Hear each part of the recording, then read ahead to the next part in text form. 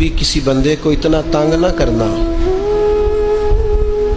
کہ وہ اتنی تکلیف میں آئے کہ وہ خود تو کچھ نہیں کر سکتا، ماڑا ہے، لیکن پھر وہ رات کو اپنے رب کی بارگاہ میں بیٹھ کے کہے کہ تو حاکم و عادل ہے مگر تیرے جہاں میں ہے تلخ بہت بندہ مزدور کے اوقات۔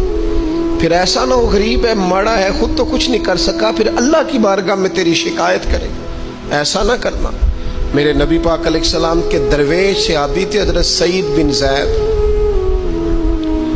رضی اللہ تعالیٰ عنہ، فقیر فاقہ مست، حضرت عمر رضی اللہ تعالیٰ عنہ کے قریبیوں میں سے تھے۔ ایک عورت نے الزام لگا دیا زمین کے قبضے کا۔ میں کیسے آپ سے کہوں کہ جب لوگ کسی ایسے شخص پر جس نے زندگی ساری دیانتداری سے گزاری ہو، لوگ الزام لگاتے ہیں نا، تو یہ بھی نہیں سوچتے ہم بات کس کے بارے میں کر رہے ہیں، کھلی ہوئی زبان ہوتی ہے، جو مرضی کہہ دیتے ہیں۔ حضرت سعید ابن زید پر الزام لگا دیا، اتنا بڑا آدمی، محبوب کا صحابی، اور عورت نے الزام لگا دیا۔ اور جب اللہ والے بد دعا دیتے نہیں، لیکن جب کوئی تکلیف اتنی دے، کلیجہ پھٹ جائے، پھر بندہ کیا کرے؟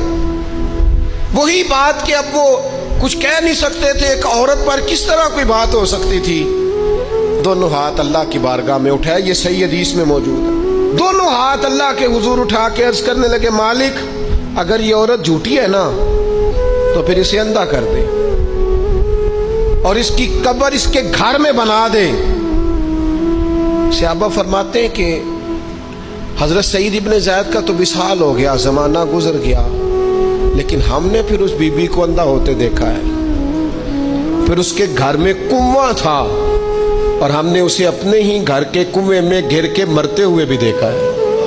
اس لیے کہ جب آپ کسی کو تکلیف دیتے ہیں، جب آپ ستاتے ہیں، جب آپ وہ بات کرتے ہیں جو اس بندے میں موجود نہیں ہے، جب آپ جھوٹ بولتے ہیں اپنے نفس کی تسکین کے لیے، جب آپ زیادتی کرتے ہیں صرف اپنی انا کے لیے، تو پھر بعدوں کا دعائے ضرر نکلتی ہے منہ سے۔